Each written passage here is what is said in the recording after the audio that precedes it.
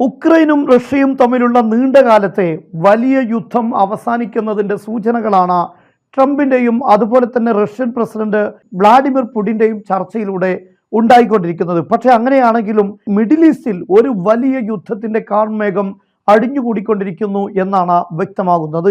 ഇറാനും ഇസ്രയേലും തമ്മിലുള്ള ഏറ്റുമുട്ടലായിരിക്കും മിഡിൽ ഈസ്റ്റിൽ ഉണ്ടാകുന്ന വലിയ പ്രതിസന്ധി എന്ന് നമുക്ക് പറയേണ്ടി വരും. ഇറാൻ ഒരു വലിയ ആണവ ശക്തിയാവുക എന്നത് ഇസ്രയേലിന്റെ മിഡിൽ ഈസ്റ്റിലെ ആധിപത്യം നഷ്ടപ്പെടുത്തുന്നു എന്നാണ് അതിനർത്ഥം. അമേരിക്കൻ പ്രസിഡന്റ് ഡൊണാൾഡ് ട്രംപ് കഴിഞ്ഞ ദിവസവും പറഞ്ഞത് ഇറാന് ആണവായുധം ഉണ്ടാക്കാൻ അനുവാദം നൽകുകയില്ല എന്ന് തന്നെയാണ്.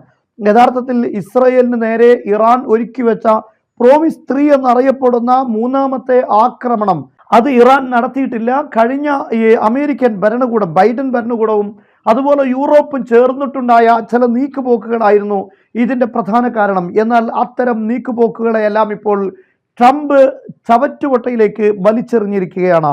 നമുക്കറിയാം, ഇപ്പോൾ സെലൻസ്കിയെയും യുക്രൈനെയും യൂറോപ്പിനെയും തന്നെ ഇപ്പോൾ അമേരിക്കൻ പ്രസിഡന്റ് ഡൊണാൾഡ് ട്രംപ് ഇസ്രയേലിന് വേണ്ടി ചരിത്രത്തിന്റെ ചവറ്റുകൊട്ടയിലേക്ക് വലിച്ചെറിഞ്ഞിരിക്കുകയാണ്. അമേരിക്കയെ സംബന്ധിച്ചിടത്തോളം ഇപ്പോൾ ഏറ്റവും പ്രധാനപ്പെട്ടത് യൂറോപ്പല്ല, അല്ലെങ്കിൽ സെലൻസ്കി അല്ല, അല്ലെങ്കിൽ ഉക്രൈൻ അല്ല, ഇസ്രയേൽ തന്നെയാണ്. അതിൻ്റെ സുരക്ഷയ്ക്ക് വേണ്ടി എല്ലാം ചെയ്യുക എന്നതാണ് ഡൊണാൾഡ് ട്രംപിന്റെ ഇപ്പോഴത്തെ നീക്കം. കഴിഞ്ഞ ദിവസം ഇസ്രയേൽ പറഞ്ഞിരിക്കുന്നത് ഇപ്പോൾ ഇറാന്റെ ആണവ കേന്ദ്രങ്ങൾ ആക്രമിക്കാനുള്ള എല്ലാ സൗകര്യങ്ങളും ഒത്തിണങ്ങിയിട്ടുണ്ട്. ചില പ്രതിസന്ധികൾ ഉണ്ടാകും, ചില നഷ്ടങ്ങൾ ഉണ്ടാകും, എന്നാൽ അത് തകർക്കുക എന്നത് സാധ്യമായ കാര്യമാണ് എന്ന് ഇസ്രയേൽ പറഞ്ഞു കഴിഞ്ഞു. എന്നാൽ ഇറാന്റെ ഭാഗത്തുനിന്നുള്ള അതിശക്തമായ പ്രതികരണം ഉണ്ടായിട്ടുണ്ട്. ഇറാന്റെ കരസേനാ മേധാവി മുഹമ്മദ് ബഗാരി പറഞ്ഞിരിക്കുന്നത് ഇറാനെതിരെ ഏതെങ്കിലും രൂപത്തിലുള്ള ആക്രമണം ഉണ്ടായിക്കഴിഞ്ഞാൽ പ്രദേശം ഇനി സമാധാനപരമായിരിക്കില്ല. സയനിസ്റ്റ് ഭരണകൂടം മാത്രമല്ല, ആ ഭരണകൂടത്തെ സഹായിക്കുന്ന എല്ലാ ആളുകളുടെയും സമാധാനവും സുരക്ഷിതത്വവും അപകടത്തിലാകുമെന്നാണ്. തീർച്ചയായും ഇസ്രയേലിന്റെ ടെൽ അവീവ്, ഹൈഫ എന്ന് പറയുന്ന ഈ 2 നഗരങ്ങൾ നാമാവശേഷമാകും വിധം അതിശക്തമായ ആക്രമണമായിരിക്കും ഇറാൻ നടത്തുക എന്ന് ഇപ്പോൾ അവർ പറഞ്ഞു കഴിഞ്ഞു.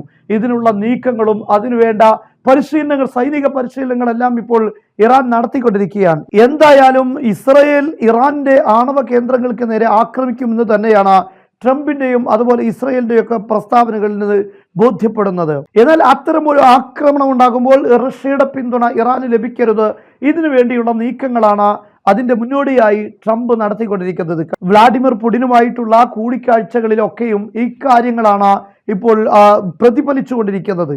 ഇറാനുമായിട്ടുള്ള പിന്തുണ ഇറാന് റഷ്യ നൽകുന്ന പിന്തുണകൾ, റഷ്യയും ഇറാനും തമ്മിലുള്ള സൗഹൃദ ബന്ധങ്ങൾ തകർക്കുക, ഇറാന് നേരെ ആക്രമിക്കുമ്പോൾ റഷ്യയുടെ നീക്കമുണ്ടാകരുത്, റഷ്യയുടെ ഭാഗത്തു നിന്നും സഹായം ഉണ്ടാകരുത്, ഇത് തന്നെയാണ് ട്രംപ് ലക്ഷ്യമിടുന്നത്. അതിനുവേണ്ടിയാണ് ഇപ്പോൾ സെലൻസ്കിയെയും അതുപോലെ തന്നെ ഉക്രൈനെയും അതിനിശ്ചിതമായി വിമർശിച്ചുകൊണ്ടിരിക്കുകയാണ്. ഇന്ന് അമേരിക്കയുടെ വിദേശകാര്യമന്ത്രി പറഞ്ഞിരിക്കുന്നത് സെലൻസ്കിക്ക് 1 മണിക്കൂർ കൂടെ ബാക്കിയുണ്ട് എന്നാണ്. അതായത് $500 ബില്യൺ ഈ ഭൂമി ലധാദികൾ അമേരിക്കക്ക് നൽകണം എന്നാണ്. അത് നൽകാനുള്ള തീരുമാനമെടുക്കാൻ സെലൻസ്കിയുടെ മുന്നിൽ 1 മണിക്കൂറാണ്. അമേരിക്ക ഇപ്പോൾ ട്രംപിന്റെ പ്രത്യേകമായ രീതി തന്നെ വളരെ പെട്ടെന്ന് ചില ഭീഷണികൾ മുഴക്കി ആളുകളെ അതിൽ പെടുത്തുക എന്നതാണ്. എന്തൊക്കെ ഇവിടെ സംഭവിക്കാൻ പോകുന്നു എന്ന രൂപത്തിലുള്ള അതികഠിനമായ ചില പ്രസ്താവനകൾ ഇറക്കി ഭീകരാന്തരീക്ഷം സൃഷ്ടിച്ചുകൊണ്ട് കാര്യങ്ങൾ നേടിയെടുക്കുക എന്നതാണ്. അത്തരം ഒരു നീക്കത്തിന്റെ ഭാഗം തന്നെയാണ് യഥാർത്ഥത്തിൽ സെലൻസ്കിയോട് നടത്തിയിരിക്കുന്നത്. എന്നാൽ യൂറോപ്പും അമേരിക്കയും ഇപ്പോൾ 2 തട്ടിലേക്ക് നീങ്ങുകയാണ്. അവർ തമ്മിലുള്ള എല്ലാ ഭിന്നതകളും പരസ്യമായി പുറത്തു വരുന്നു എന്നതാണ് ഇപ്പോൾ നമുക്ക് കാണാൻ കഴിയുന്ന യാഥാർത്ഥ്യം. യൂറോപ്പിന്റെ താല്പര്യങ്ങളെയെല്ലാം അമേരിക്ക, ഡൊണാൾഡ് ട്രംപ് തിരസ്കരിച്ചിരിക്കുകയാണ്.